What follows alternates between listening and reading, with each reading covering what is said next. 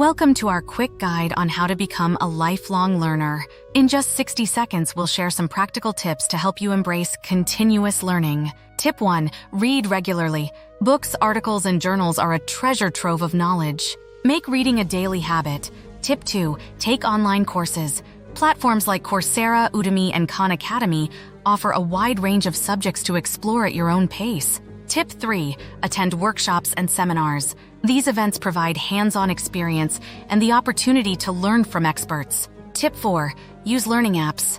Apps like Duolingo, Khan Academy, and LinkedIn Learning make it easy to learn new skills on the go. Tip 5. Keep a learning journal. Document what you learn each day to reinforce your knowledge and track your progress.